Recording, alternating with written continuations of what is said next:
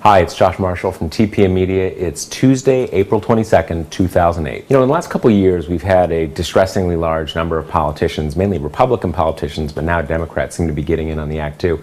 Politicians getting involved in sex scandals. Way back when, you've got Mark Foley, then David Vitter, Larry Craig, and most recently, our home state governor here in New York, Eliot Spitzer. Lots of these guys, when they're in a lot of trouble like this, are probably hoping that something's going to come up, it's going to let them get out of the jam, some little new piece of evidence, maybe something that will completely discredit their accusers or something. But pretty much as these guys' public careers are swirling down the drain, just nothing like that happens, with possible exception of David Vitter, who somehow or another is still in the United States Senate. But today we're going to bring you the story of a local Republican politician who really did find justice.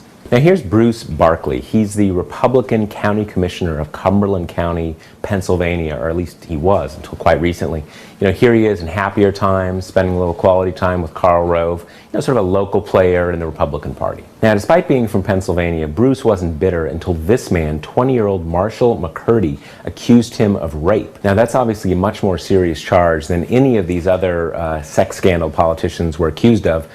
In each of those cases, the accusations came down either to no sex at all, or in one fashion or another, consensual sex. Now, on March 31st, police showed up at Barclay's house with a warrant based on McCurdy's accusation. And in the process of searching his home, they found out that he had a very high-tech surveillance system that he used to secretly videotape his sexual encounters with hundreds of men. Now, not only the surveillance system, obviously, but also the hundreds of videotapes of Barclay having sex with these hundreds of other men. Now, eventually, under police questioning, Barclay admitted that on a weekly basis, apparently for quite some time, he'd been hiring prostitutes from a local website called harrisburgfratboys.com.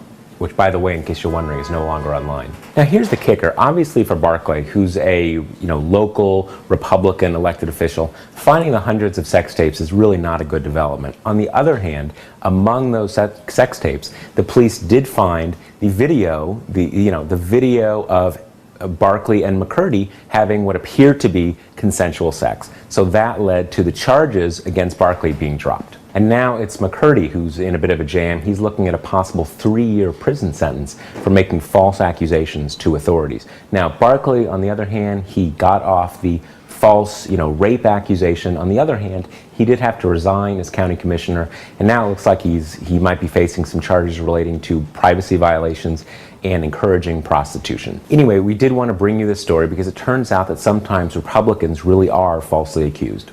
Now, quick change of topics, but still in the state of Pennsylvania. Today is the much-awaited Pennsylvania primary. The polls close at 8 p.m. tonight, and we're going to be bringing you live coverage of the results right here at TalkingPointsMemo.com. So join us here at 8 p.m. I'm Josh Marshall from TPM Media, and we'll talk to you tomorrow.